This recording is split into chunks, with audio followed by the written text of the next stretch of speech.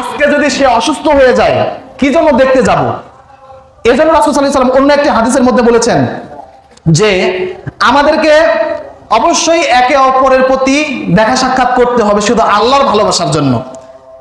রাসূল সাল্লাল্লাহু আলাইহি ওয়াসাল্লামের যুগে একজন সাহাবী ভাই অসুস্থ হয়ে গিয়েছিল।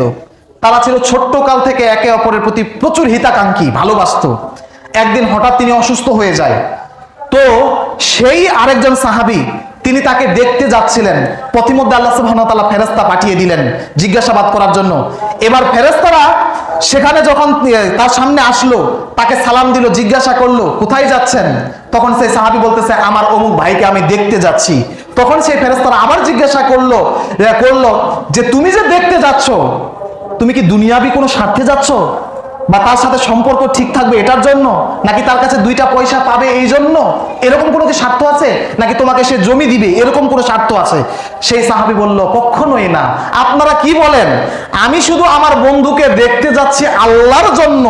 তাকে দেখতে গিয়ে তার সাথে আমার ভ্রাতৃত্ব ঠিক থাকবে আর আমার রিজিকের ব্যবস্থা আল্লাহ বাড়িয়ে দিবে, এজন্য আমি শুধু এই কারণেই যাচ্ছি, আল্লাহর জন্য যাচ্ছি, দুনিয়াবি কোনো আমার স্বার্থ নেই।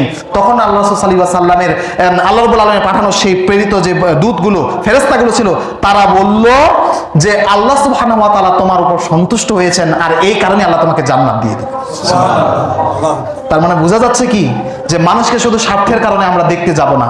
সে আমার অমুক হচ্ছে মাদ্রাসার দাতা, তার কাছে গেলে আমার মাদ্রাসা ঠিক থাকবে, এটা উদ্দেশ্য নয়।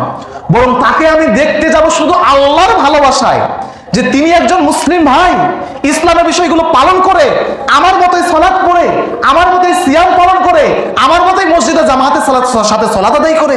তাহলে আমি কেনই বা তাকে ভালোবাসবো না? তার প্রতি আমার ভালোবাসা সবচেয়ে বেশি হবে।